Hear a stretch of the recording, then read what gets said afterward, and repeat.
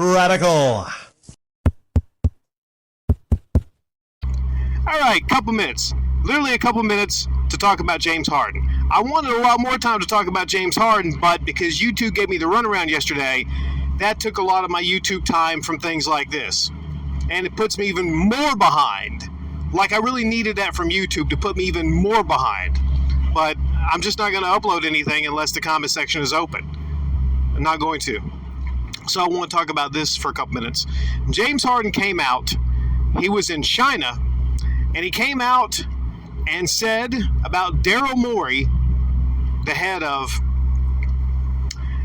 operations for the Philadelphia 76ers president. He said he is a liar and he will never be a part of any organization he's a part of. He said it twice just to make sure everyone heard him. Now, thing about that is Daryl Morey and James Harden supposedly very close through the years. If you know anything about the history of Daryl Morey and James Harden actually owes a lot to Daryl Morey. So I think there was a little bit of a betrayal on the end of Daryl Morey. Maybe he made some promises to James Harden. He took a lesser deal last year, and James Harden was wanting to get traded to another team. Thing is, business is business. And this couldn't happen to a better person, really. Because when you think about James Harden, you think about a guy who does not respect contracts. Now, silly me, I thought when an NBA player signed a contract, it means that they were to that team. I mean, everyday people sign contracts to phone companies. They sign lease agreements.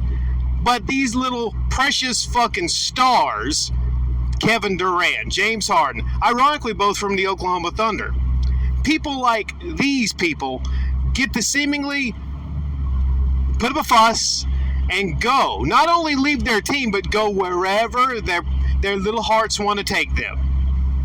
Now that needs to end right now in the NBA. That is what's ruining the NBA. These star players causing a fuss and wanting to go wherever they want to go.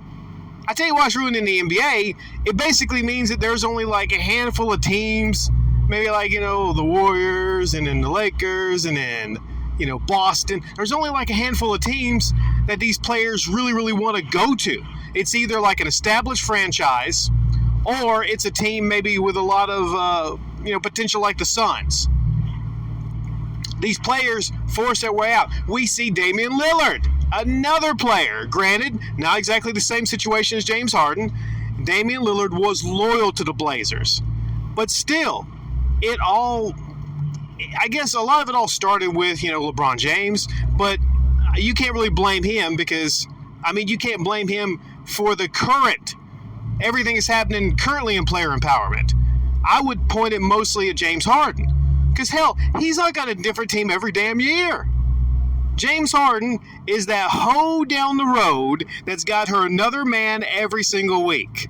Never happy with the man she with. Always leaving, always trying to find a better deal. See, it says a lot if you're on the 76ers and you're with the, invalid MVP in my opinion, the affirmative action MVP. Yeah, I went there. Joel Embiid is the affirmative action MVP. They just didn't want to give it to a white guy 3 years in a row, I believe. Because looking at it right now, of course, Joel Embiid is not the MVP by any stretch of imagination. You look at the players, I know it's a regular season award, but no. Jokic is far and away better than Embiid. Because Embiid, you have a top player like Embiid, you're on a team like the 76ers. Maybe they're not as good as I make them out to be, but there's far worse options out there for you. Like, look at Jordan Poole. He's on the Wizards, right? So you could be sent to the Wizards. You could be sent to the Pistons.